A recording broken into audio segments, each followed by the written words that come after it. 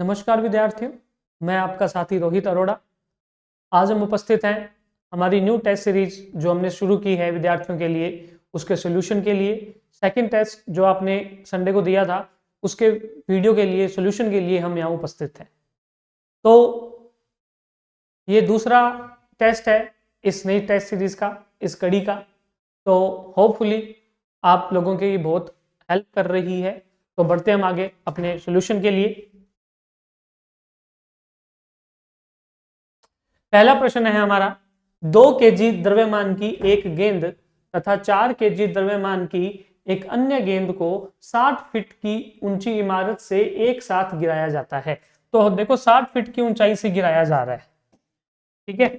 तो हमें क्या पूछा है कि 30 फीट गिरने के पश्चात दोनों की गतिज ऊर्जाएं क्या होगी।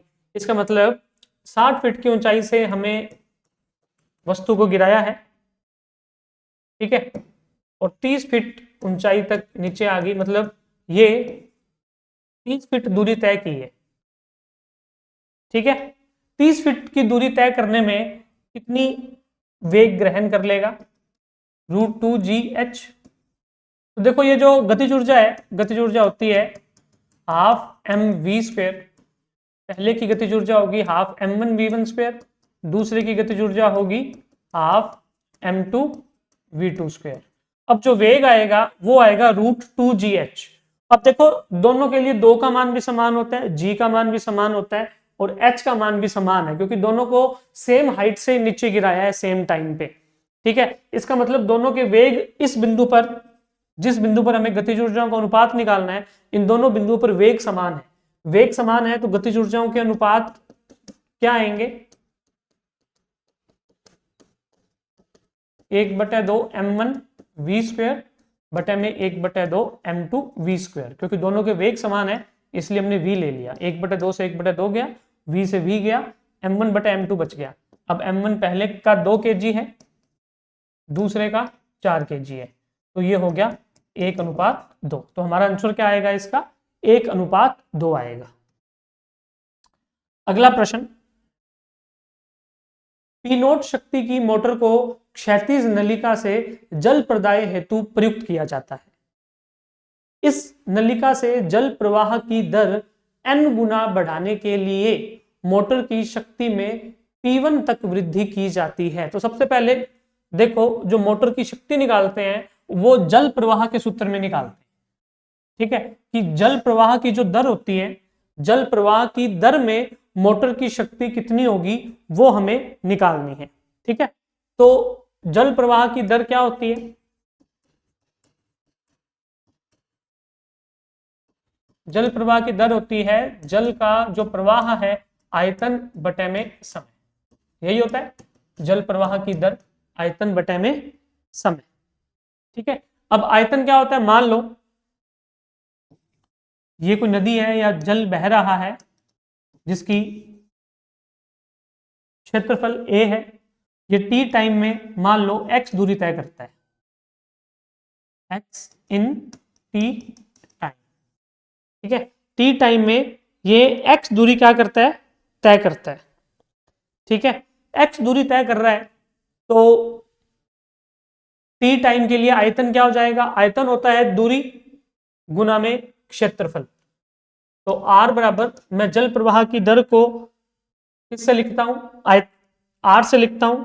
तो r बराबर क्या हो जाएगा,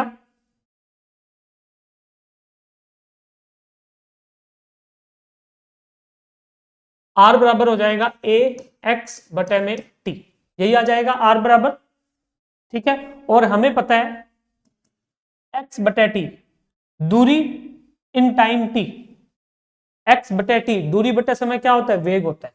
तो इसका मतलब जो जल प्रवाह की दर है वो क्षेत्रफल इंटू वेग के बराबर आती है, ठीक है। ये हमने जल प्रवाह की दर av निकाल ली।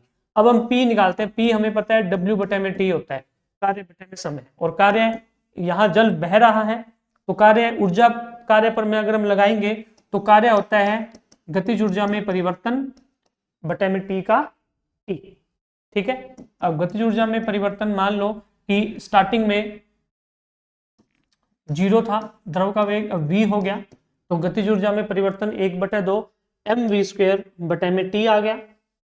ठीक है, अब मुझे आर के पदों में शक्ति को लेके आना है, तो 1/2 की जगह 1/2, एम द्रव्यमान की जगह मैं क्या लिखूंगा, घनत्व गुना में आयतन, और वी स्क्वेयर बटे में टी वैसे का वैसे। ठीक है, अब यहां मैं वही P बराबर 1/2 रो, V की जगह मैं क्या लिखता हूं, आयतन की जगह, आयतन की जगह मैं लिख सकता हूं क्या, यहां से क्या लिख सकता हूं आयतन की जगह में, आयतन की जगह आप लिख सकते हो रो वी टी। ठीक है, ये जो आर था यहां V बटे टी ए वी के बराबर है, तो V बराबर क्या आ जाएगा, ए वी टी आ जाएगा ना। तो आयतन की जगह मैं लिखूंगा क्षेत्रफल गुना वेग गुना में समय इंटू वी स्क्वेयर बटे में टी, टी से टी ये कट हो जाएगा, तो जो शक्ति है वो आ गई 1/2 रो ए वी क्यूब, ये आ गई रो ए वी क्यूब। अब जो जल प्रवाह की दर है वो ए वी होता है, यहाँ पे ए की पावर 1 है, वी की पावर 3 है, तो मैं ए स्क्वेयर से ऊपर नीचे गुना कर देता हूं। ठीक है, ए स्क्वेयर से ऊपर नीचे गुना कर देता हूं, तो ऊपर ए क्यूब वी क्यूब बटे में ए स्क्वेयर आ गया। अब ए वी क्या होता है, जल प्रवाह की दर ए वी होता है, तो इसको मैं लिख सकता हूं 1/2 आर क्यूब बटे में ए स्क्वेयर। अब एक क्षेत्रफल है जो कि चेंज होता नहीं है, इसलिए जल प्रवाह की दर जो होती है वो उसका क्यूब शक्ति के समानुपाती होता है। ठीक है, अब हम n गुना करेंगे, यदि n गुना बढ़ाने के लिए शक्ति P1 है तो P1 समानुपाती एन आर टी क्यूब और P नोट समानुपाती आर क्यूब, आप इन दोनों का अनुपात कर लीजिए, एन आर क्यूब से आर क्यूब कट जाएगा, n की पावर 3 बटे में 1 आएगा। तो P1 अनुपात जो P नोट आपसे पूछा गया है वो आया है n की पावर 3 अनुपात 1। P1 बटे P नोट जो पूछा है वो आएगा आपके पास n की पावर 3 बटे में 1। ठीक है,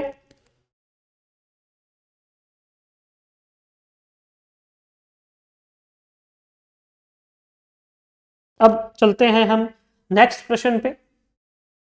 अगला प्रश्न कहता है कि m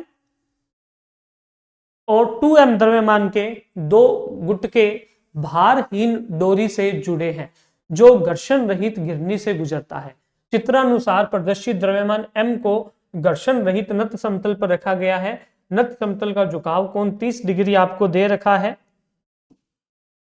तथा 2m ऊर्ध्वाधर लटका है। इस समंजन को मुक्त छोड़ने पर गुटके की गति का त्वरण बराबर होगा। मान लिया इसको जैसे ही आप फ्री छोड़ोगे, यहाँ पे बाहर लटके, बाहर के कारण ये गुटका नीचे जाएगा। मान लो कि ये ए त्वरण से इधर जाएगा नीचे की तरफ, अभी डोरी बंधी हुई है, अगर ये ए त्वरण से जाएगा तो ये वाला गुटका भी ए त्वरण से इधर जाएगा, राइट, सॉरी। ठीक है, तो ये वाला गुटका इधर जाएगा, इस डोरी में तनाव होगा टी, ये लटकी हुई है डोरी, इधर भी तनाव होगा टी, क्योंकि एक ही डोरी है तो तनाव तो दोनों में क्या होगा, सेम होगा। ठीक है, तो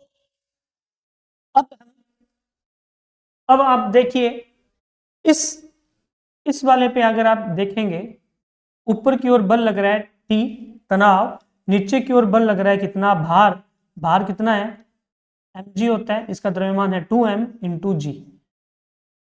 इस पर टोटल 2 बल लग रहे हैं, फिर भी ये नीचे की तरफ गति कर रहा है, इसका मतलब नीचे वाला बल ज्यादा है, तभी तो ये ए त्वरण से नीचे जा रहा है, इसका मतलब एम ए बल नीचे ज्यादा है, तो 2mg minus t is equal to m a आएगा। ये 2m है, ए त्वरण से नीचे जा रहा है तो 2ma आएगा। ठीक है, ये समीकरण नंबर मैं 1 ले लेता हूं।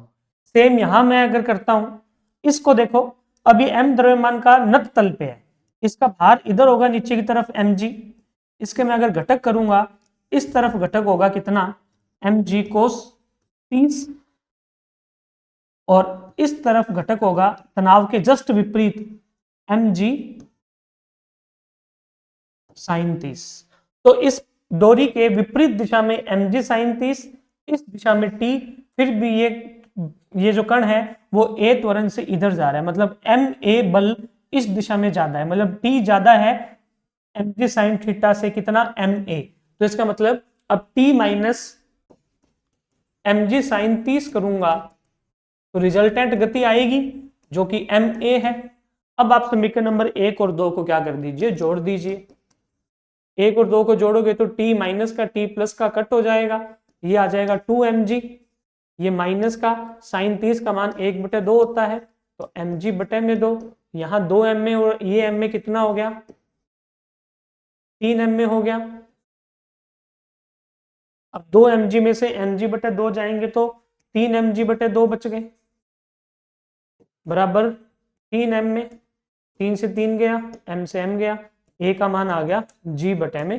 तो ये जो वस्तु है वो a त्वरण से g/2 त्वरण से नीचे की ओर गति करेगी, तो हमारा आंसर होगा इसका g/2। अगला प्रश्न है, दो एक समान स्प्रिंग A व B हैं, किंतु जो B है वो A से कठोर है, मतलब आपको दे रखा है कि A का मान KB से ज्यादा है। माना स्प्रिंग को समान दूरी तक खींचे जाने में संपन्न कार्य WA और WB आपको दे रखा है। अब इसमें कहा गया है पहले कंडीशन में कहा गया है कि समान दूरी तक खींचे जाने पर WA और WB कार्य करते हैं। फिर सेकंड केस में हम उन्हीं स्प्रिंगों को समान बल से खींचते हैं तब कार्य करते हैं WA' और WB'। तब हमें WA, WB और WA' और WB' में संबंध बताना है। तो सबसे पहले मैं केस फर्स्ट देखते हैं। केस फर्स्ट में कहा गया है कि समान दूरी तक खींचते हैं, इसका मतलब XA और XB बराबर आपको दे रखे हैं, तो WA और WB निकालते हैं, हाफ KA XA²। अब देखो और WB क्या आ जाएगा, हाफ KB XB²। अब केस फर्स्ट में आपको XA और XB बराबर है, इसका मतलब XA और XB का तो रोल खत्म हो गया कम ज्यादा करने में, 1/2 भी दोनों के लिए बराबर होते हैं। अब KA और KB डिफाइन करेंगे। अब KA ज्यादा है KB से तो WA भी ज्यादा होगा WB से, ये आ गया, तो WA ज्यादा होगा WB से। अब केस सेकंड है, केस सेकंड में कहा रहा है कि हम समान बल से खींचते हैं। अब बल समान है और बल बराबर क्या होता है, KAXA बराबर KBXB, ये आपको बराबर दे रखे हैं। अब आप देखिए आपको KA इंटू XA और KBXB बराबर दे रखे हैं। अब हमें पता है कि KA का मान KB से ज्यादा है, तो इन दोनों को अगर आप लगाओगे तो KA का मान ज्यादा है और इन दोनों का गुणनफल बराबर है, इसका मतलब XA कम होगा और XB ज्यादा होगा। अगर हम दोनों स्प्रिंगों को समान बल से खींचते हैं तो जिस स्प्रिंग का स्प्रिंग नियतांक कम होता है उसको हम कम बल से ज्यादा दूरी तक खींच सकते हैं, है ना। तो ये हमें दे रखा है, एक चीज ये निकल गई हमें, जब हम समान बल से खींचते हैं तो पहली स्प्रिंग कम खींची जाएगी, दूसरी स्प्रिंग ज्यादा खींची जाएगी। अब हम कार्य निकालते हैं, W' A का मान आ जाएगा हाफ KA XA²। इसको मैं क्या लिखता हूं, इसको मैं लिखता हूं हाफ KA XA के 2 टुकड़े कर देता हूं, ये लो। सेम WB' को भी मैं ऐसे लिखता हूं।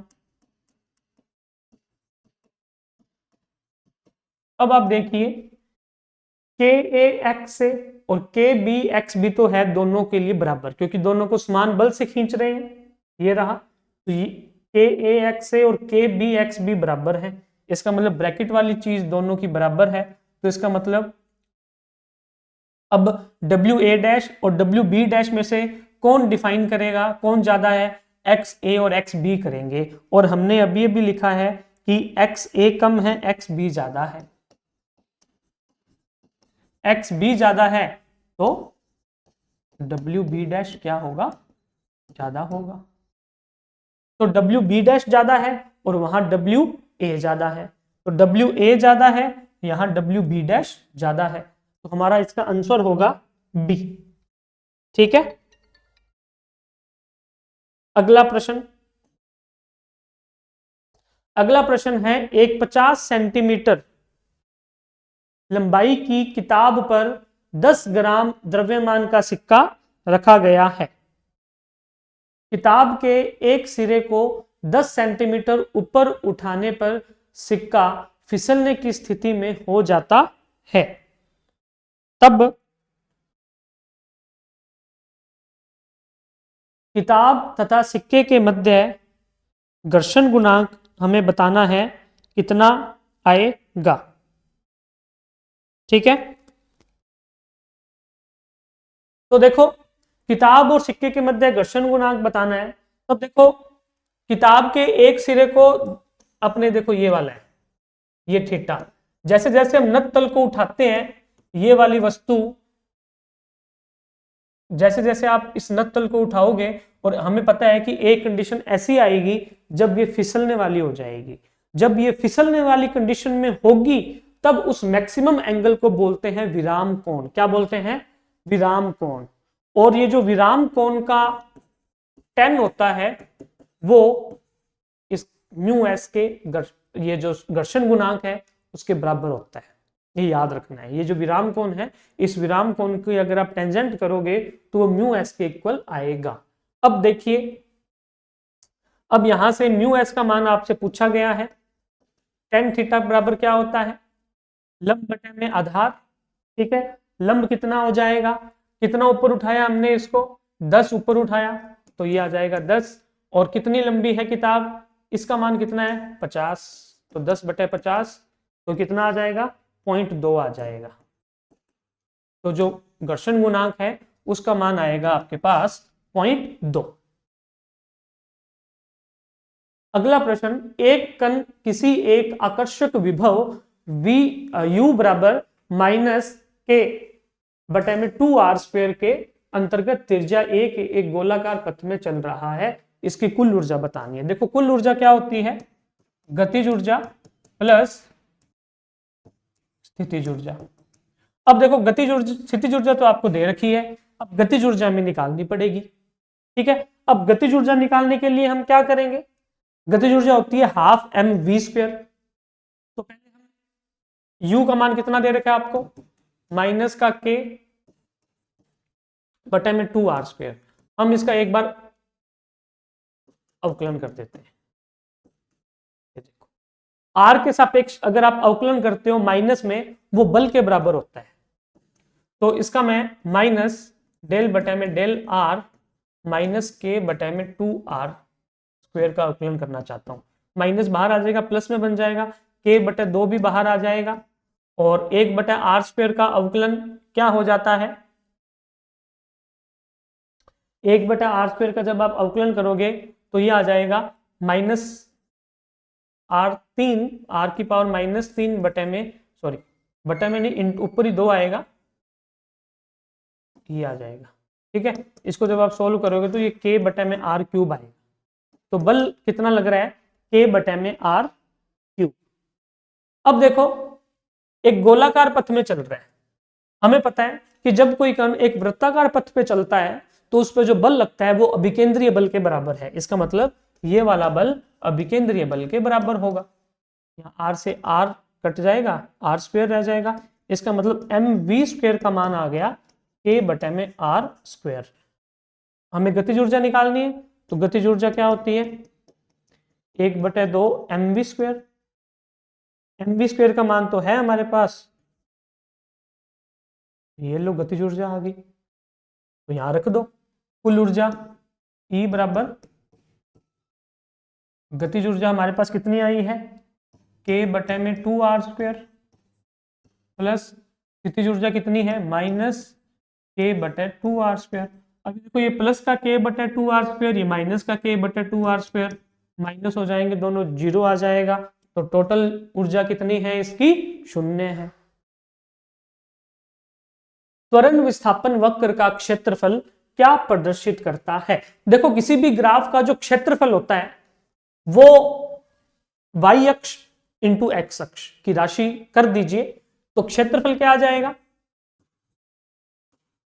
या जिसे हम एरिया कहेंगे, एरिया आता है त्वरण, y अक्ष पे क्या होगा त्वरण, तो मैं त्वरण इंटू एक्स अक्ष पे क्या है विस्थापन, तो ये आ गया, ये क्षेत्रफल आ गया। अब थोड़ा इसको सोल्व करते हैं हम।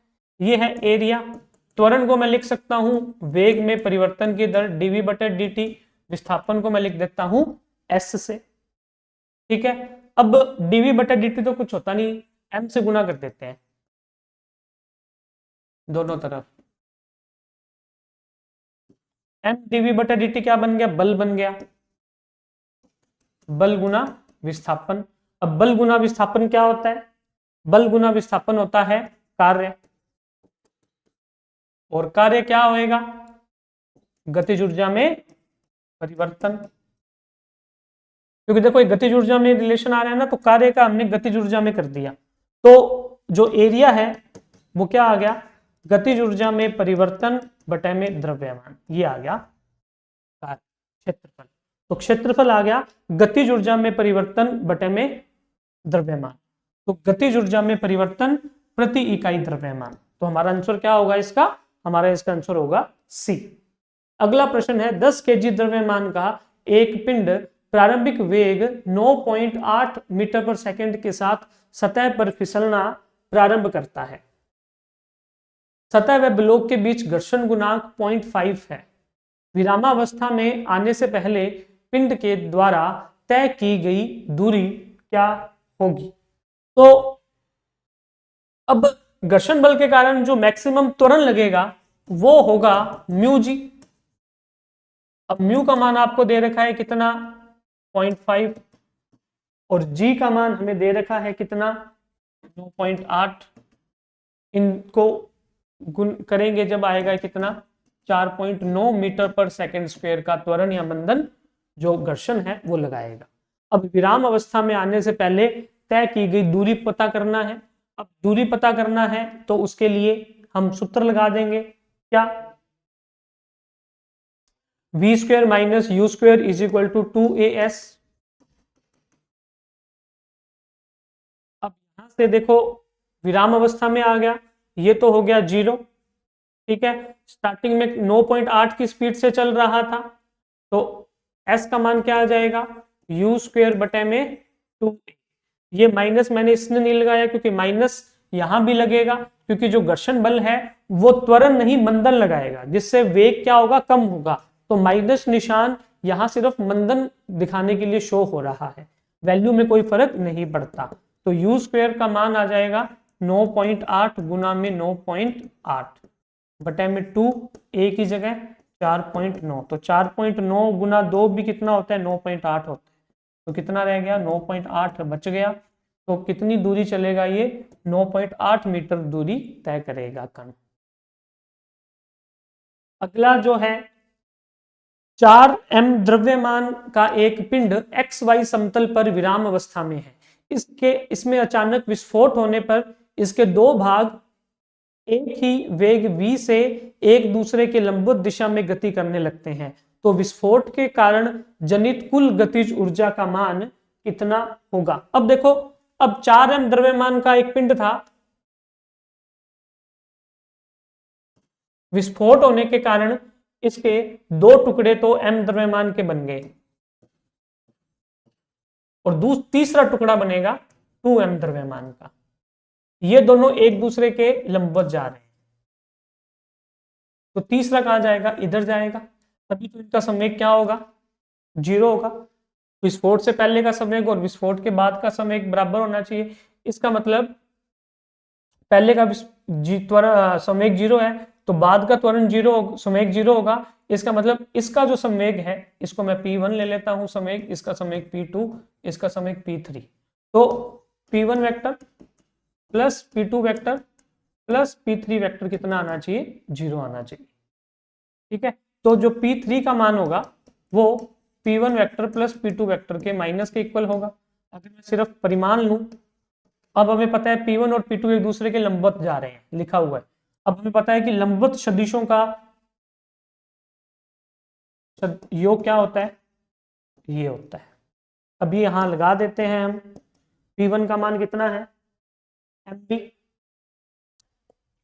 ये कितना है, दोनों mm द्रव्यमान के हैं, दोनों v वेग से जा रहे हैं, दोनों समान हैं, तो इसको p square plus p square √2p आ जाएगा, या फिर √2mv आ जाएगा। ठीक है, अब हम क्या निकालने हैं, अब टोटल ऊर्जा निकालनी है। टोटल ऊर्जा क्या आ जाएगी, गतिज ऊर्जा पहले की आ जाएगी हाफ mv स्क्वायर, दूसरे की भी हाफ mv स्क्वायर, तीसरे का हमने वेग नहीं निकाला बट गतिज ऊर्जा निकाल ली, तो गतिज ऊर्जा संवेग निकाल लिया, तो ये होता है। ठीक है, 1/2 mv square plus 1/2 mv square को आप जोड़ोगे तो mv स्क्वायर ही आएगा, प्लस P3 का मान, P3 का वर्ग क्या आएगा, 2m square v square, 2m square v square बटे में 2 की जगह 2, और m3 जो तीसरा कण है उसका द्रव्यमान कितना है, उसका द्रव्यमान 2m है, m से 2 से 2 गया, m से m गया, क्या बच गया mv स्क्वायर प्लस ऊपर बच गया mv स्क्वायर बटे में 2, तो ये कितना बन गया, 1 और आधा 1.5। तो टोटल जो ऊर्जा आएगी तीनों कणों की गतिज ऊर्जाएं वो होगी 3/2 mv स्क्वायर। तो हमारा जो आंसर होगा वो होगा 3/2 mv स्क्वायर। अगला प्रश्न है, m द्रव्यमान का एक कण xy तल में इस प्रकार गतिमान है कि एक बिंदु पर कण का वेग आपको इतना दे रखा है। तो v वेक्टर का मान आपको दे रखा है alpha y x cap plus 2x y cap, ये आपको दे रखा है। तो यहां से मैं अगर घटक करूं तो vx वेक्टर कितना आएगा, अल्फा y, फिर vx का मान कितना है, इसको आप वेक्टर हटा दो भली, vx का मान है अल्फा y और vy का मान है 2 अल्फा x। ठीक है, अब बल पूछा है, देखो बल क्या आ जाएगा, m a वेक्टर, और त्वरण भी ax vector plus ay vector. ठीक है, तो यहां से मुझे त्वरण निकालना पड़ेगा, तो इसका एक बार अवकलन करता हूं मैं,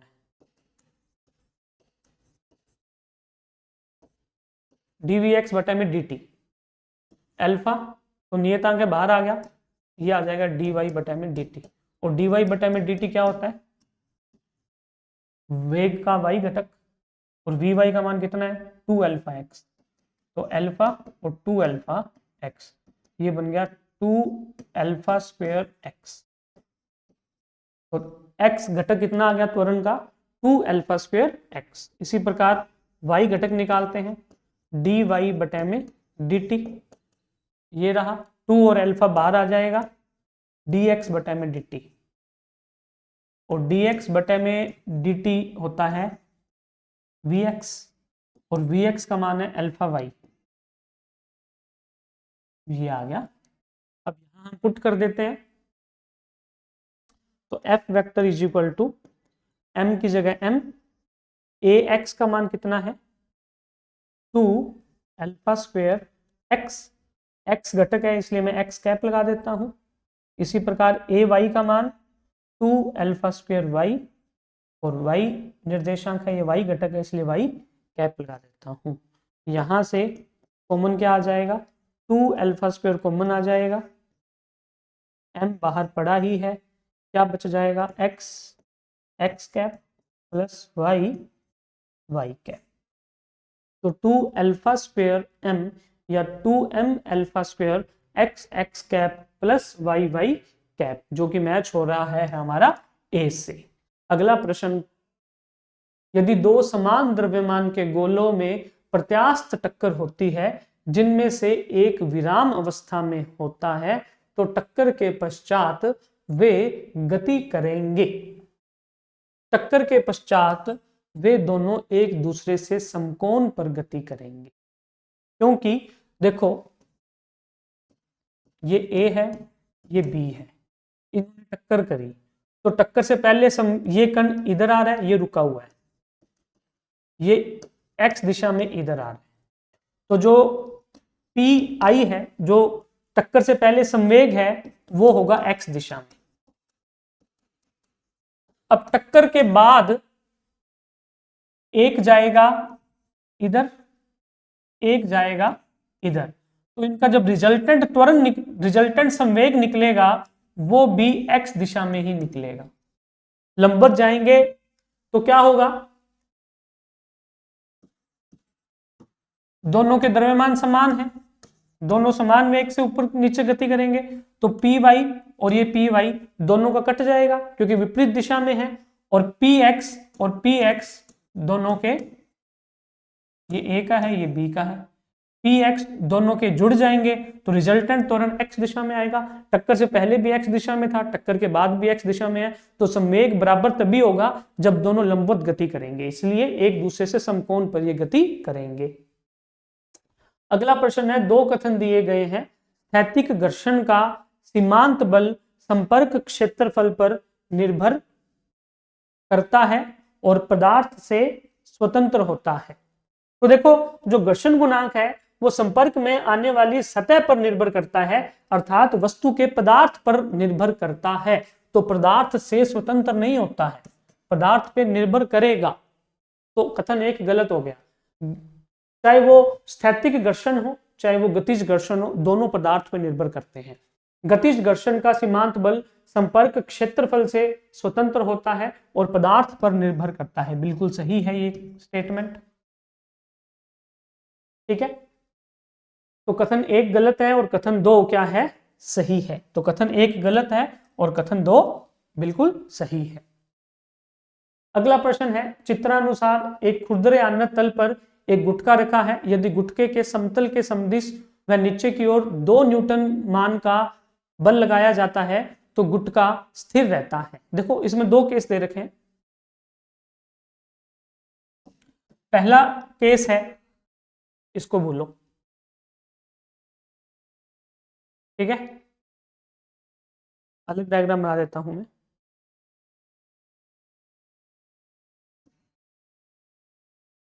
यहाँ पे नीचे की ओर जब 2 न्यूटन का बल लगाया जाता है तो ये स्थिर रहता है। मान लो इसका द्रव्यमान m है, तो नीचे की ओर mg, ये वाला एंगल आपको 30 डिग्री दे रखा है, ये आ जाएगा कितना, mg cos 30, इसको बैलेंस करेगा प्रतिक्रिया बल, ठीक है, तो यहां हो जाएगा mg sin 30, और नीचे की ओर 2 न्यूटन का बल लगा रहे हैं तो घर्षण बल लगेगा ऊपर की ओर, कितना Fs equal to mu s r, मतलब म्यू एस आर की जगह mg cos 30, और ये रुका हुआ है, 2 न्यूटन का बल लगाने पर भी रुका हुआ है, इसका मतलब इस कण पे नीचे की ओर 2 बल लग रहे हैं, 2 न्यूटन प्लस mg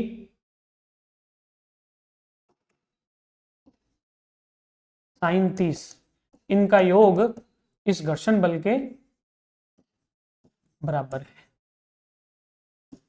तो 2 बराबर म्यू एस की जगह म्यू एस, mg की जगह mg, cos 30 का मान √3/2 होगा, माइनस sin 30 का मान 1/2, तो ये समीकरण नंबर 1 आ गई।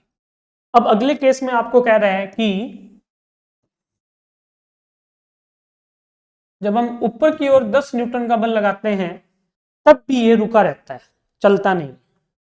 इसका मतलब जब आप ऊपर की ओर बल लगा रहे हो सेम वही तो होगा ही, नीचे की ओर तो mg sin 30 तो लगेगा ही द्रव्य भार के कारण, और घर्षण बल भी नीचे लगने लग जाएगा। इसका मतलब अब 10 के बराबर आएगा घर्षण बल, जो कि कितना होगा, √3, इसके बराबर ही तो होगा, √3/2 mu S mg plus mg sin 30 का मान 1/2, ये समीकरण नंबर 2 आ गई। तो मैं अब ये समीकरण नंबर 1 और ये समीकरण नंबर 2, इन दोनों को हल करके अपनों को म्यू एस का मान निकालना है। तो समीकरण नंबर 1 और 2 को डिवाइड कर दीजिए। जब आप समीकरण नंबर 1 और 2 को डिवाइड करेंगे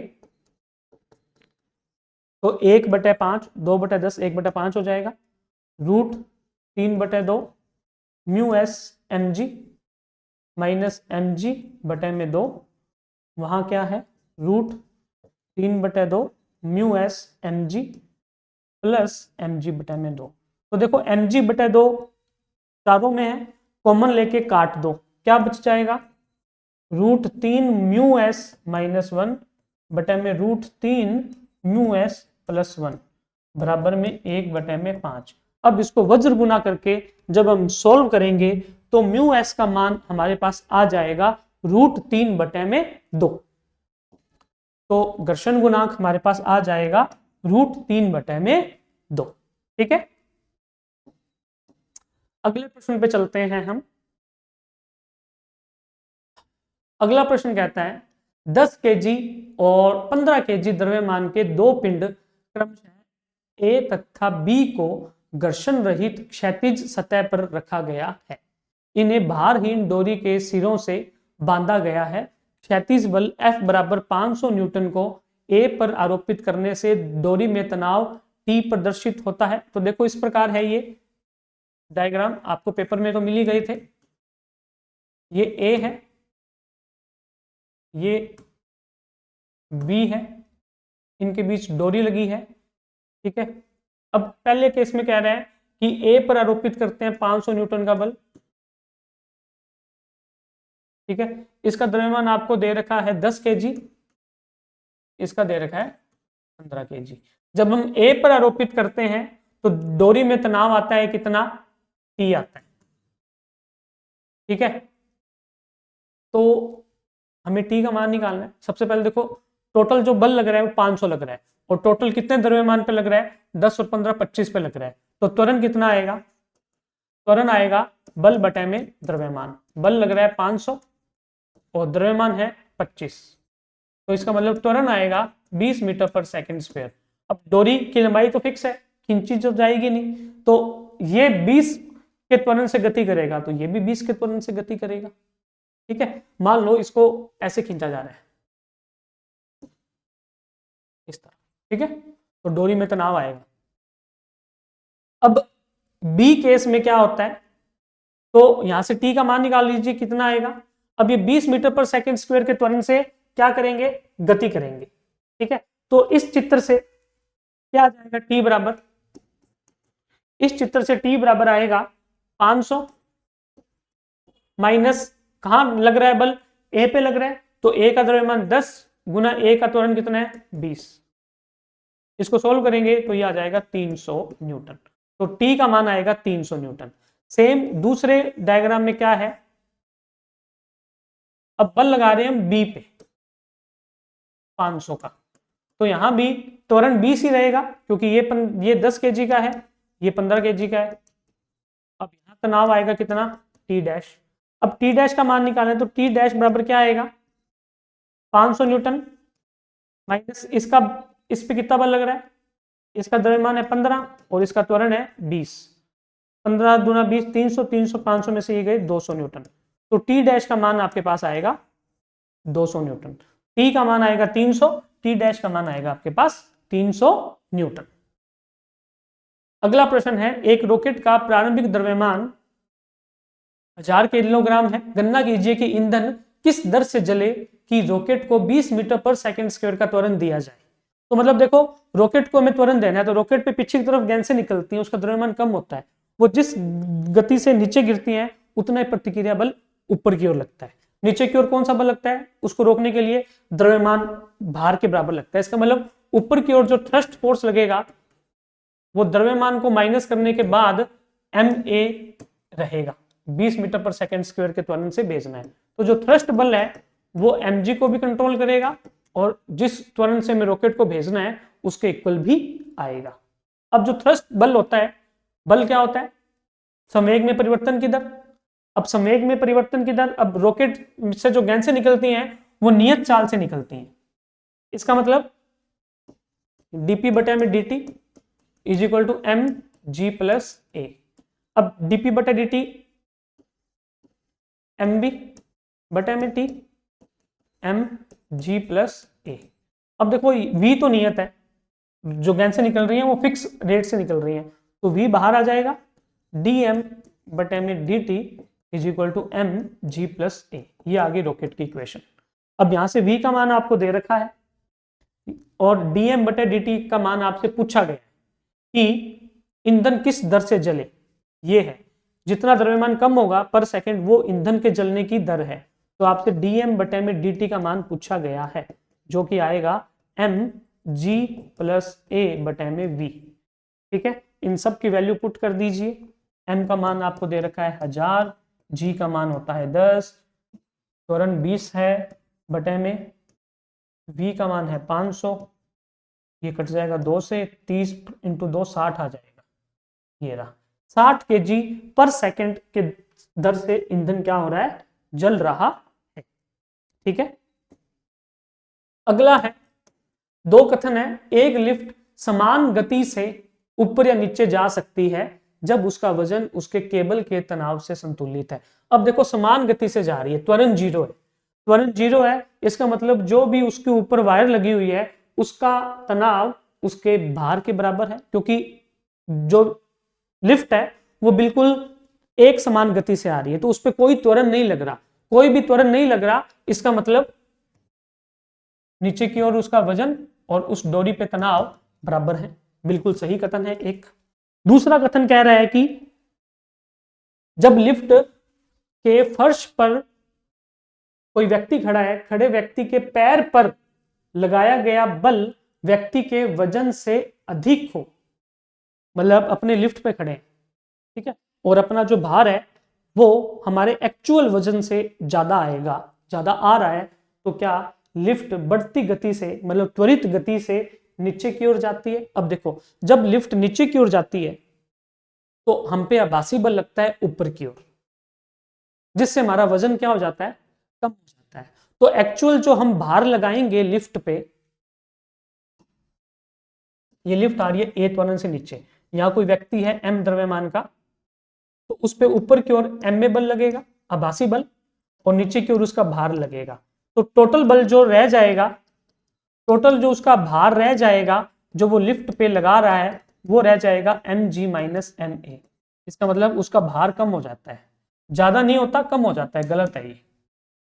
अगर इसमें कहता ना ये ऊपर जा रही है, लिफ्ट बढ़ती गति से ऊपर जाए, तो ये स्टेटमेंट सही था। अगर लिफ्ट जब ऊपर जाती है तो हमारा आभासी भार बढ़ जाता है, जब लिफ्ट नीचे आती है तो हमारा आभासी भार कम हो जाता है। इसलिए जब हम झूला लेते हैं, झूले में जैसे झूला त्वरित गति से नीचे आता है, हमारा भार कम हो जाता है। हमारा भार कम होने के कारण हमें अजीब सा फील होता है। तो झूले से जैसे नीचे आते हैं तो हमें फील होता है ना पेट में ऐसा कुछ, वो इसी कारण होता है क्योंकि हमारा भार कम हो जाता है। क्योंकि हमें, जैसे मान लो कि मेरा वजन 60 kg है, तो मेरे पे मेरा भार कितना होगा, 60 न्यूटन, तो 600 न्यूटन होगा मेरा। अगर द्रव्यमान 60 kg है तो मेरा भार होगा 60 इंटू 10 600 न्यूटन। तो मुझे पर सेकंड, चाहे मैं सो रहा हूं चाहे मैं जाग रहा हूं, 24 घंटे मेरे पे 600 न्यूटन का गुरुत्वाकर्षण बल लग रहा है, तो मैं उसका आदी हो चुका हूं। ठीक है, जैसे मैं झूले में बैठूंगा, झूला नीचे की ओर गति करेगा, तो मेरा जो भार है वो 600 न्यूटन से कुछ कम हो जाएगा। 600 न्यूटन से कम होने पर हमें अजीब सा फील होगा, क्योंकि हम तो 600 के आदी हैं।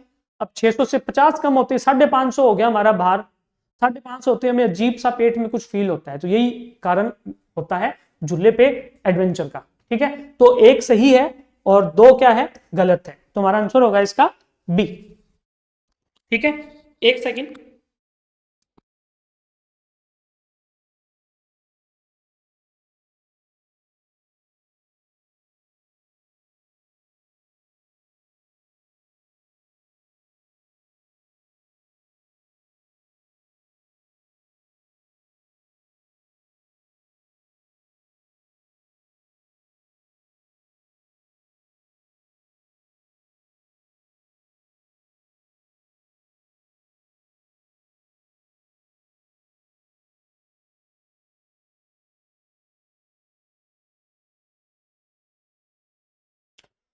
तो ये था हमारा। अब अगला प्रश्न, m द्रव्यमान की एक दृढ़ गेंद किसी दृढ़ दीवार से नीचे आरेख में दर्शाए अनुसार 60 डिग्री के से टकराकर परावर्तित हो जाती है। इस प्रक्रिया में गेंद की चाल में कोई हानि नहीं होती, मतलब v वेग से आ रही है, टकरा के भी v वेग से जा रही है। तो दीवार द्वारा गेंद पर लगे आवेग का मान कितना होगा? तो देखो जो आवेग होगा वो होता है द्रव्यमान इंटू वेग में परिवर्तन। ठीक है, अब वेग में कितना परिवर्तन होगा वो देखिए। अब मैं इसके घटक करता हूं। अब देखो इधर आ रहा है v वेग से, इसका मतलब इस दिशा में होगा इसका v, ये दो घटक होंगे इसके। ठीक है, इधर होगा इसका कौन सा v cos 60 और इधर होगा v sin 60। जब भी ऐसे जा रहा है तो इस दिशा में होगा इसका v cos 60, नीचे की तरफ होगा v sin 60। अब आप देखो, अब आप वेग में परिवर्तन करोगे, दोनों को माइनस करोगे तो ये नीचे था, ये भी नीचे है, ये दोनों कट हो जाएंगे। ठीक है, ये x दिशा में है, ये माइनस x दिशा में है। अब इन दोनों को अगर आप माइनस करोगे तो इसको तो लेना पड़ेगा मुझे पॉजिटिव, और इसको लेना पड़ेगा मुझे माइनस में। तो 2v cos 60, तो कितना परिवर्तन आएगा? 2v cos 60 का परिवर्तन आएगा वेग में। वहां पुट कर दीजिए, i बराबर m का मान m है, v का मान भी 2v cos 60 का मान 1/2, 2 से 2 गया, तो संवेग जो आवेग आएगा वो कितना आएगा? mv आएगा, mv। ठीक है, अगला प्रश्न है 2 kg भार की एक वस्तु को चित्रानुसार लटकाया गया है, क्षैतिज डोरी में तनाव T1 का मान हमसे पूछा गया है। ठीक है, अब देखो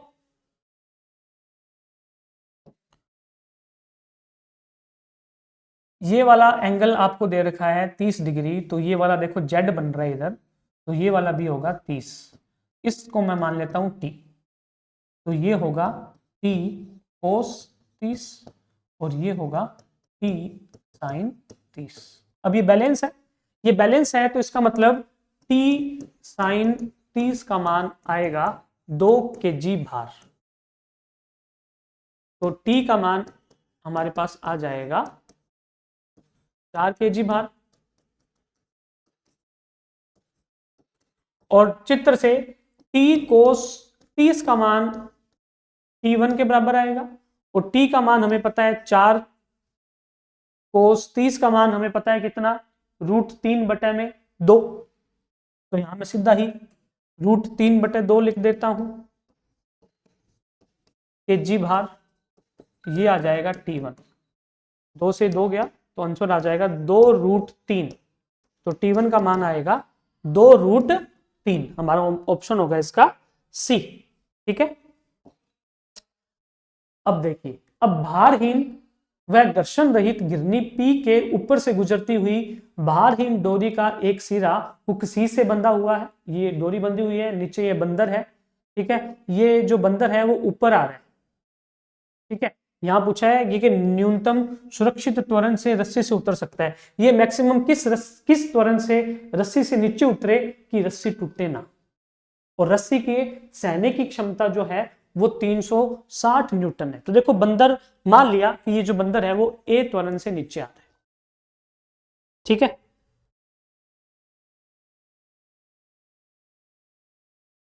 तो यदि बंदर ए त्वरण से नीचे आएगा तो इस बंदर पर एक आभासी बल लगेगा, ऊपर की तरफ एन में, नीचे की तरफ उसका भार mg। तो जो रिजल्टेंट बल लगेगा रस्सी पे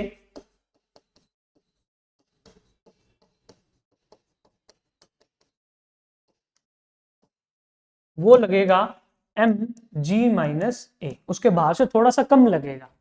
अब इतना बल रस्सी पे लगेगा और 360 सहन कर सकता है, इसका मतलब इसका मान 360 से कम होना चाहिए या बराबर हो सकता है, पर ज्यादा नहीं होना चाहिए। ठीक है, अब इसको हम सोल्व कर देते हैं। m का मान आपको दे रखा है 60 kg, ये लो, ये इधर 6 आ गया, तो 6 > 10 - 10 - a, ये आ जाएगा। तो इसको जब हम सॉल्व करेंगे तो ए का मान माइनस में 4 आएगा, दैट्स मीन उल्टा हो जाएगा, तो ये आ जाएगा, तो निशान उल्टा लगा दिया, ये आ जाएगा। तो मैक्सिमम जो त्वरण है वो 4 होना चाहिए, 4 से ज्यादा नहीं चलेगा। ठीक है। एक मशीन गन 40 ग्राम द्रव्यमान की गोली 1200 मीटर पर सेकंड के वेग से छोड़ती है। मशीन गन पकड़ने वाला व्यक्ति अधिकतम 144 न्यूटन का बल गन पर लगा सकता है। मशीन गन से प्रति सेकंड अधिकतम कितनी गोलियां छोड़ी जा सकती हैं? ठीक है। तो जो बल लगा सकता है मनुष्य, F बराबर वो क्या होता है, dp बटा में dt, dmv बटा में dt। तो F इज इक्वल टू, अब देखो जो गोली का वेग है वो तो फिक्स है, ठीक है, वो तो चेंज होगा नहीं, परंतु जैसे जैसे मशीन गन से गोलियां निकलेंगी उसका द्रव्यमान चेंज होगा, तो इसका मतलब v बाहर आ जाएगा और dm बटा में dt आ जाएगा, ये बल आ जाएगा। अब dm बटा में dt क्या होता है, द्रव्यमान में परिवर्तन की दर, जो कि होगी क्या, गोली का द्रव्यमान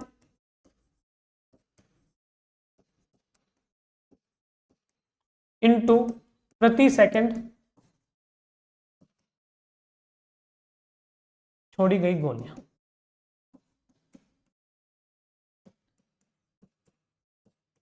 ये होता है द्रव्यमान में परिवर्तन की दर, कि गोली का द्रव्यमान इनटू प्रति सेकंड जो छोड़ी गई गोलियां हैं वो। ठीक है। तो F बराबर, F का मान हमें दे रखा है 144, ठीक है, V का मान हमें दे रखा है 1200 मीटर पर सेकंड के वेग से गोलियां जाती हैं। गोली का द्रव्यमान आपको दे रखा है 40 ग्राम है, तो 10 की पावर माइनस 3 इंटू में प्रति सेकंड छोड़ी गई गोलियों की संख्या मान लो कितनी है, n। ठीक है। तो n बराबर क्या आ जाएगा, 144 बटे में 1200 गुना में 40, यहाँ 10 की पावर माइनस 3, तो ये 1 2 3, ये 10 की पावर माइनस 3 को बैलेंस कर देंगे। ठीक है। ये आ जाएगी 12 एकम 12, 12 को 12 से करेंगे 144, 4 एकम 4, 4 दिए 12, तो n का मान आ गया आपके पास 3। तो प्रति सेकंड कितनी अधिकतम गोलियां छोड़ी जा सकती हैं, 3 गोलियां प्रति सेकंड छोड़ी जा सकती हैं, उतना आदमी सहन कर सकता है। उससे ज्यादा, 3 से ज्यादा गोली अगर हम प्रति सेकंड छोड़ेंगे तो वो सहन नहीं करेगा, मतलब ज्यादा 144 से ज्यादा बल लगाना पड़ेगा, जो कि वो लगा नहीं सकता। आगे प्रश्न है, विस्फोट होने से एक शिला 3 टुकड़ों में बंट जाती है। इनमें से 2 टुकड़े परस्पर लंबवत दिशाओं में चले जाते हैं। ये दोनों 12 मीटर पर सेकंड के वेग से चलता हुआ 1 kg का पहला टुकड़ा और 8 मीटर पर सेकंड के वेग से चलता हुआ 2 kg का दूसरा टुकड़ा। तो मान लो कि एक ये चला गया इधर 1 kg वाला 12 की स्पीड से, दूसरा चला गया 2 kg 8 की स्पीड से। हमें पता है तीसरा इधर जाएगा, उसका द्रव्यमान मान लो है m, ये जा रहा है 4 मीटर पर सेकंड की स्पीड से। हमें पता है कि इसका संवेग इन दोनों के संवेग के या तीनों के संवेगों का जो परिणामी है वो बराबर 0 होना चाहिए। ये प्रश्न हमने पहले भी कर लिया। ठीक है। तो जो तीसरे का संवेग है वो दोनों के संवेगों के वर्ग के योग के बराबर होगा। तो P1 का मान mv, m square v square,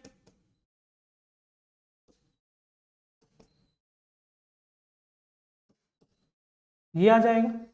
इसका संवेग m निकालना है हमें, v का मान है इसका 4। ठीक है। आप जब इसको सोल्व करोगे 12 का वर्ग और ये 8 दूनी 16 का वर्ग, तो ये आ जाएगा 400, तो इसका बचेगा 20। तो m3 4 m3 20 है, तो m3 का मान आ जाएगा 20 बटे में 4 5 kg। इसका आंसर होगा हमारा 5 kg। अगला प्रश्न है, एक माली 1 mm व्यास के पाइप के द्वारा पौधों में पानी देता है। पाइप से जल 10 सेंटीमीटर क्यूब प्रति सेकंड की दर से निकलता है। माली के हाथों पर लगने वाला प्रतिक्रिया बल कितना होगा वो पूछा गया है। ठीक है, तो देखो बल क्या आएगा, F is equal to m dv बटे में dt, यही आएगा। ठीक है, अब वेग नियत है तो एम वी बटे में टी। ठीक है, अब द्रव्यमान को आप क्या लिख सकते हो, आयतन गुना में घनत्व, ये लिख सकते हैं। ठीक है, अब जो वेग है उस वेग को मैं लिख सकता हूं दूरी बटे में समय। रो वी बटे टी को तो मैंने अलग लिख दिया और वेग को लिख दिया मैंने, मान लिया कि वो टी टाइम में x दूरी तय कर रहा है पानी, तो x बटे में टी लिख दिया। ठीक है, अब रो वी बटे टी वैसे का वैसे। अब दूरी बराबर क्या होता है, दूरी को मैं लिख सकता हूं आयतन बटे में क्षेत्रफल, और समय वैसे का वैसे। ठीक है, तो इसको सोल्व करेंगे तो क्या आ जाएगा, rho V square A T square, यही आएगा। ठीक है, इसको लिख सकते हैं रो बटे में ए वी बटे में टी का होल स्क्वायर। ठीक है, जो कि v बटा टी होती है पानी के प्रवाह की दर, जो कि आपको 10 दे रखी है। ठीक है, अब इन सब के मान हम पुट कर देते हैं।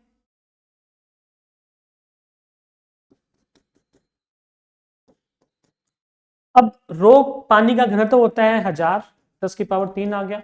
अब v बटे टी का मान आपको 10 सेंटीमीटर क्यूब दे रखा है।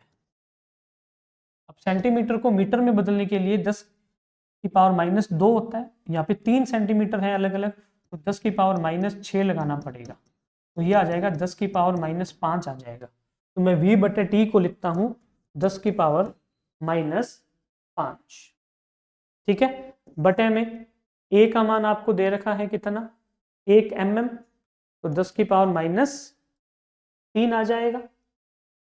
ठीक है, और 0.5 समय कितना है,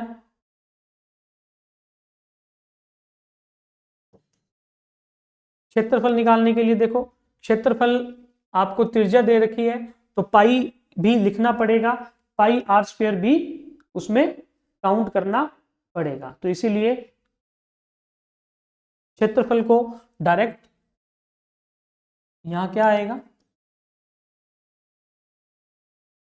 क्षेत्रफल निकालना है तो पाई आर स्क्वायर, तो पाई का 3.14 और आर की जगह 10 की पावर -3 और 10 की पावर -3, ये क्षेत्रफल आ जाएगा। ठीक है,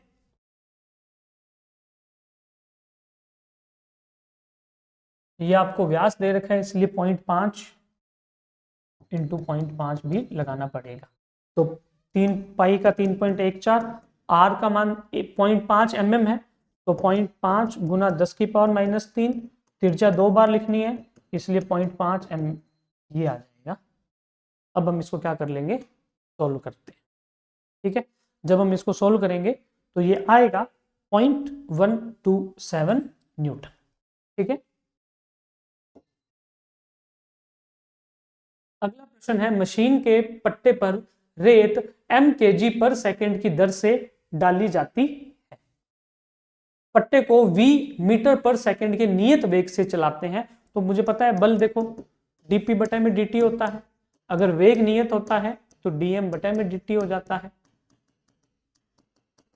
अब dm बटे dt आपको m kg पर सेकंड दे रखा है, तो dm बटे dt का मान है m, तो बल कितना आ गया, M we Newton.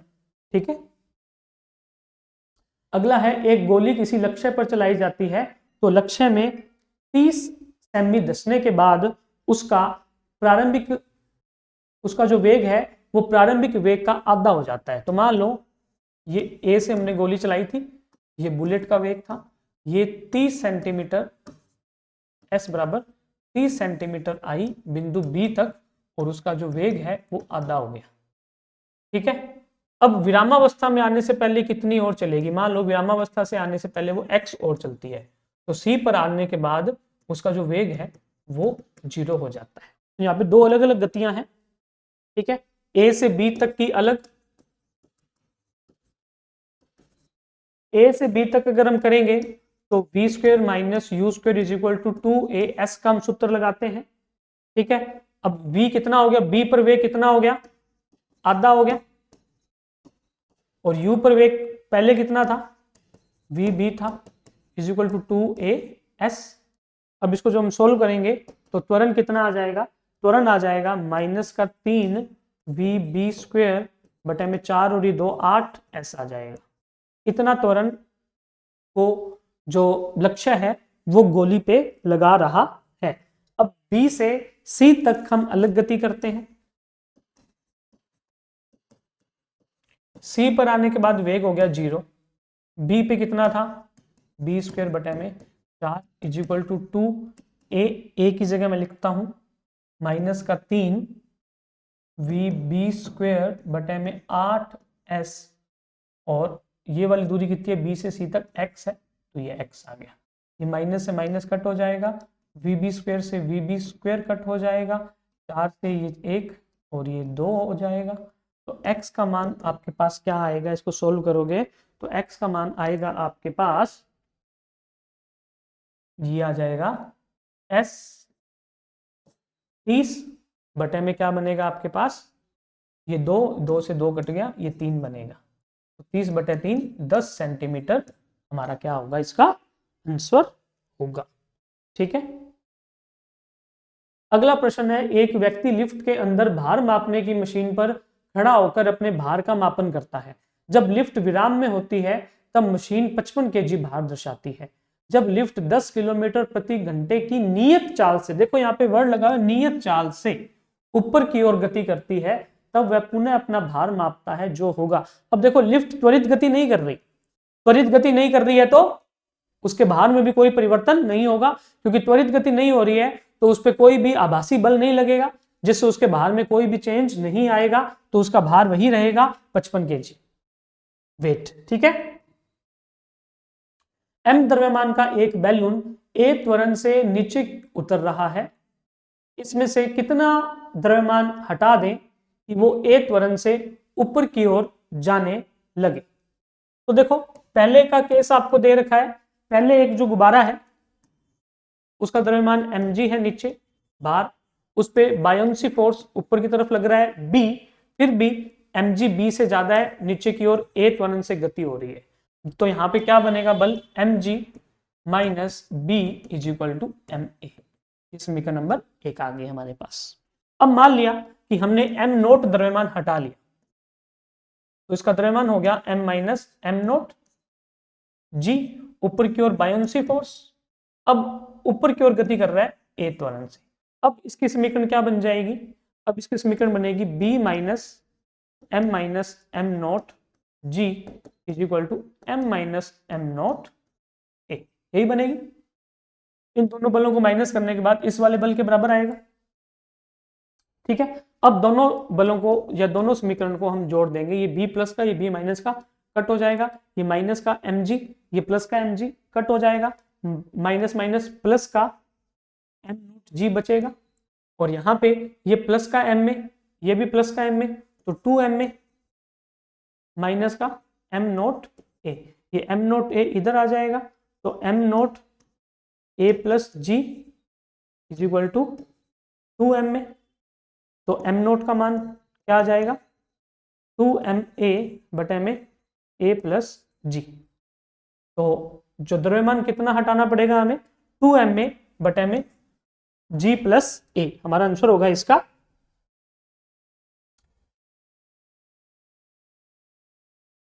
C, 2ma बटे में g प्लस a।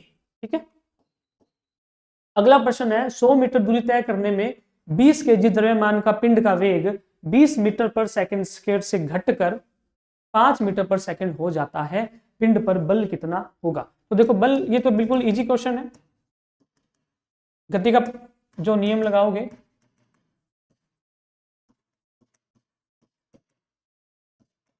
यहां पुट कर दीजिए,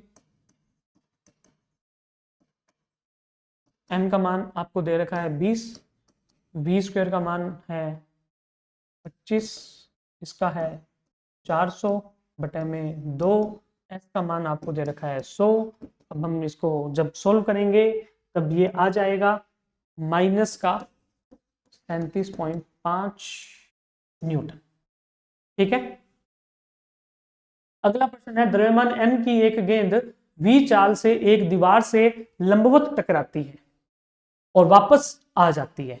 तो पहले इधर गई mv संवेग से, फिर वापस इधर आ गई mv संवेग से, तो संवेग में परिवर्तन कितना हुआ?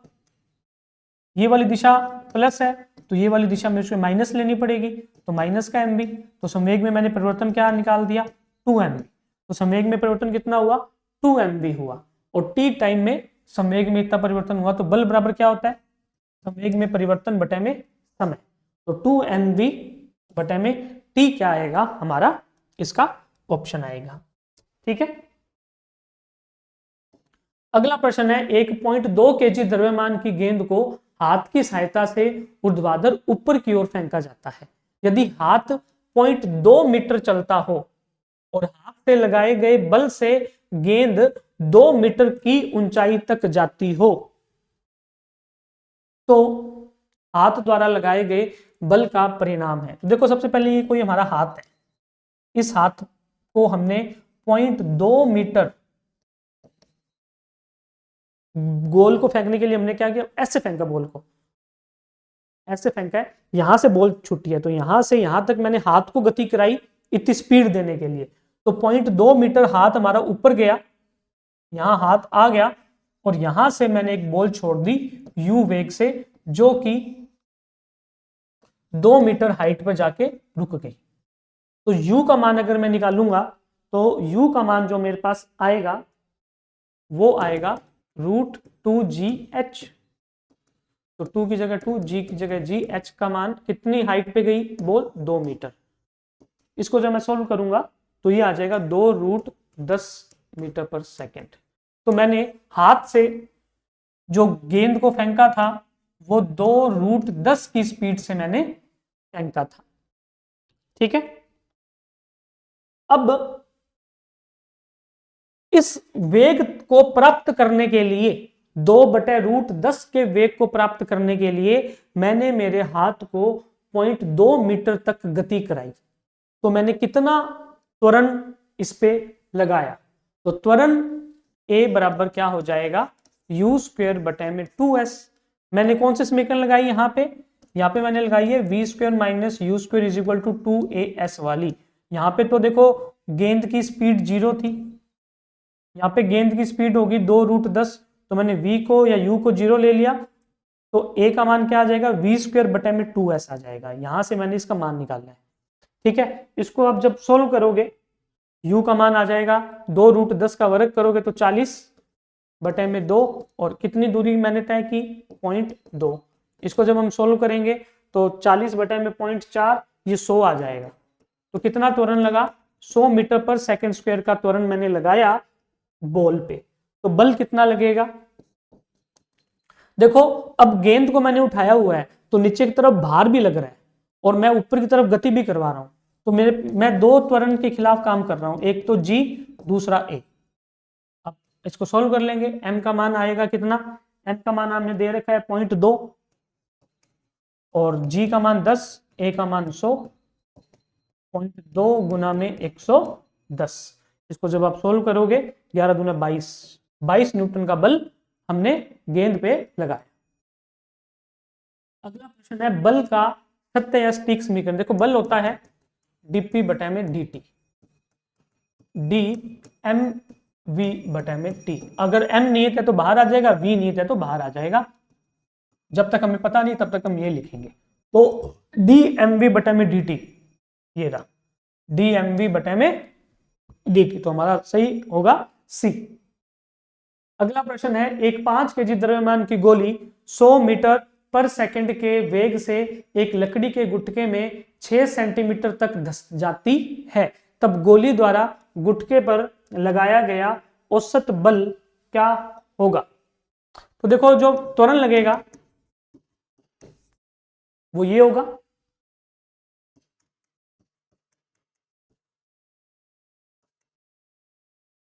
6 सेंटीमीटर है, तो इसको मैं 10 की पावर -2 लिख सकता हूं। और बल क्या हो जाएगा, इसी को मैं द्रव्यमान से गुना कर देता हूं। ठीक है, इसको जब आप सोल्व करोगे तो m का मान आ जाएगा 5 गुना 10 की पावर -3, क्योंकि 5 kg ग्राम है इसलिए, इंटू 100 इंटू 100 बटे में 12 गुना में 10 की पावर -2, ये आ जाएगा 5000। ऊपर सोल्व करोगे 10 की पावर, ये कट जाएंगे सारे। ठीक है, 5000 बटे में नीचे बचेगा 12। अब इसको सोल्व करेंगे हम तो ये आएगा 417 न्यूटन के अराउंड। ठीक है, अगला क्वेश्चन है, एक कण नियत चाल से सरल रेखीय मार्ग में गतिमान है, बल की आवश्यकता नहीं होगी। देखो, अगर कोई कण नियत चाल से चलता है, उसके चाल में परिवर्तन नहीं होता, वेग में परिवर्तन नहीं होता, तो हमें बल भी नहीं लगाना पड़ता। तो चाल बढ़ानी है तो त्वरण चाहिए, बल चाहिए, गलत। संवेग घटाना है, संवेग में परिवर्तन, बल चाहिए। दिशा परिवर्तन होगा तो वेग बदलेगा, वेग बदलेगा तो बल चाहिए। एक समान वेग से चलाने के लिए, एक समान वेग में वेग चेंज नहीं होता, तो हमारा ऑप्शन होगा इसका डी। अगला प्रश्न है, एक स्थिर बम धमाके के साथ दो बराबर भागों में बंट जाता है, यह दोनों टुकड़े, अब देखो एक दो बराबर टुकड़ों में बंट गया। अब दो बराबर टुकड़े बंट गए, पहले बम का संवेग 0 था, अब दो टुकड़े बंट गए, दोनों का संवेग भी 0 होना चाहिए। कब होगा 0? जब दोनों एक दूसरे के विपरीत दिशा में क्या करेंगे, गति करेंगे। दोनों विपरीत दिशा में जाएंगे तो एक का संवेग इधर, एक का इधर, दोनों एक दूसरे को कैंसिल कर देंगे, तो टोटल संवेग 0 हो जाएगा। अगला प्रश्न है, जब दो पिंडों में प्रत्यास्थ टक्कर होती है तो देखो, प्रत्यास्थ टक्कर वो टक्कर होती है जिसमें संवेग और गतिज ऊर्जा दोनों ही संरक्षित रहती है। ठीक है, m1 द्रव्यमान की एक वस्तु विराम अवस्था में रखी m2 द्रव्यमान की एक अन्य वस्तु के साथ प्रत्यास्थ टक्कर करती है, अधिकतम ऊर्जा स्थानांतरण कब होगा? देखो, ये वस्तु है कोई m1 की, ये है m2 की, ये आ रही है, ये रुकी हुई है। जब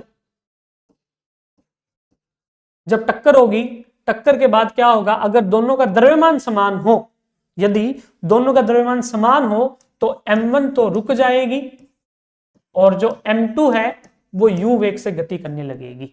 मतलब इसका संवेग था mu, इसका संवेग था 0। टक्कर के बाद इसका संवेग तो हो गया 0, इसका संवेग हो गया u। मतलब दोनों ने अपनी 100% संवेग या 100% ऊर्जा एक दूसरे को ट्रांसफर कर दी, और वो कब की? जब दोनों के द्रव्यमान समान है तब। अगर दोनों के द्रव्यमान समान होते हैं तो ऊर्जा का अधिकतम स्थानांतरण होता है। u1 u2 वेग से गतिमान दो समरूप द्रव्यमान m पूर्णतः अप्रत्यास्थ टक्कर करते हैं।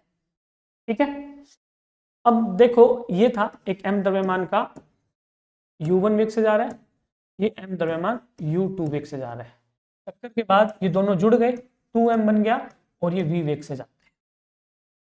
ठीक है, तो अगर आप संवेग सेक्शन का नियम लगाएंगे, mu1 प्लस mu2 बराबर 2mv, तो v का मान आ जाएगा u1 प्लस u2 बटे में 2। ठीक है, तो अब गतिज ऊर्जा क्या होगी? अगर हम प्रारंभिक गतिज ऊर्जा निकालेंगे, प्रारंभिक गतिज ऊर्जा क्या आएगी? 1/2 mu1 square plus 1/2 mu2 square, और फाइनल गतिज ऊर्जा टक्कर के बाद क्या आएगी? 1/2 2m, और v का मान है u1 प्लस u2 का होल स्क्वायर बटे में 2 का वर्ग करोगे तो 4, तो ये आ जाएगा 1/4 m u1 प्लस u2 का होल स्क्वायर। अब गतिज ऊर्जा में क्षति पूछी है, हानि पूछी है, तो वो आएगी इनिशियल गतिज ऊर्जा माइनस प्रारंभिक गतिज ऊर्जा। इन दोनों को जब आप माइनस करेंगे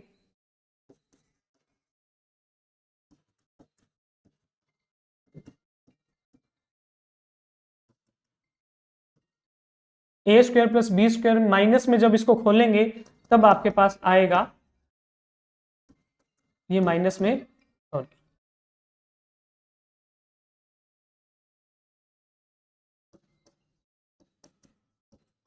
ये बन जाएगा। ठीक है, तो m/4 सी हमारा क्या होगा, इसका ऑप्शन होगा। ठीक है,